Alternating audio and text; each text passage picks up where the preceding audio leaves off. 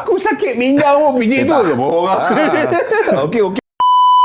Guys, untuk anda yang akan bersama kita di Eagle Eye Open Day di Monkey Canopy pada 20 dan 21, kami akan bawakan kepada anda Brother Eddie kita, Coach Eddie, yang akan membantu anda membuat analisa swing anda menggunakan TrackMan kan secara percuma. Kau nak tak? Kau nak, kena datang. Nak datang, kena register. So, saya berada sekarang ni di EL Golf Academy. So, kita punya Coach Eddie yang memang pun di sini di Bukit Jalil, guys.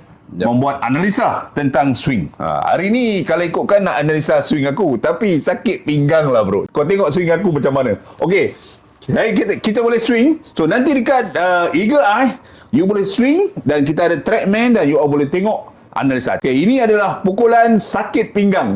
Aku tak tahulah, tadi pagi bangun sakit pinggang, tak boleh swing ni. Kau tengok apa jadi dengan analisa dia. Ni pukulan 7 iron, swing sakit pinggang. Tak boleh turn.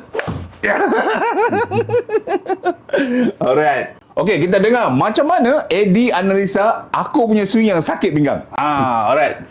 Okay, yang swing ni actually bagus sebab dia compress. Dia compression. You bukan scooping. So that's why you dapat attack angle minus 5.4. Ini adalah attack angle. Attack angle ni minus. Minus tu bagus. Lepas tu kita kena tengok low point distance juga. Maksudnya you kena bola after the ball 13.8 cm. 13.8 after the ball. Yes, ini average untuk PGA Tour punya. Aku sakit pinggang pun PGA Tour je. Bohong. Okey, macam tu So average 14 lah. Okay? 14 lah. 14 cm.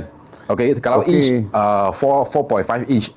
Lowest point distance from the ball. Yes, maksudnya you hit the ball kan. Okay. Then you carry punya low point sini. I see. So you sudah sampai bola baru sampai divert. So tak adalah pukul divert belakang. Yes. So kalau you pukul belakang, ini akan letak B. Jadi baik, kalau kau orang rasa selalu macam bola tak jauh kan, analisa ni kau boleh tahu bang.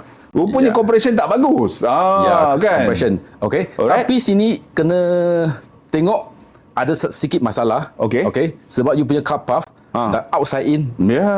From outside in, negative 5. Negative? Wah, betul-betul daripada out to in. Mungkin you sakit pinggang. So that's why you tak boleh turn macam ni. Betul. You buat macam ni. Kalau ikutkan yang normal, yang bagus, berapa? Okay, average dalam 3.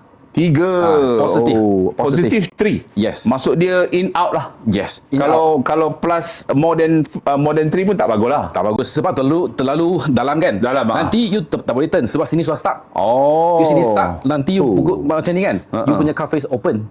So nanti you punya bola akan slice. Macam tu. Ini bagus kan. Dekat Open Day Eagle Eye ni lah kau boleh dapat ni percuma kan. Kalau tak kat sini untuk sesi Coach Eddie ni saja 1 jam 350 kan. Kau letak datang memang kau menolak tuah. Kita dah bawakan untuk you all. Ada TrackMan, ada analisa. Banyak yang tanya saya. Kalau saya nak buat analisa kat mana coach? Selalu dekat fitter lah kan.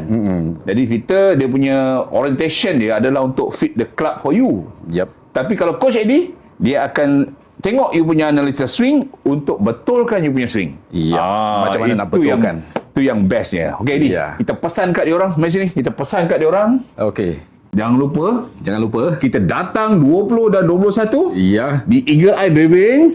Jumpa Coach Eddie. Dia sendiri akan buat analisa untuk you all punya swing. Bawa you all punya club. Swing baik-baik. Kita tengok apa masalah yang sebenar. Dan lepas tu kita boleh cerita macam mana kasih repair.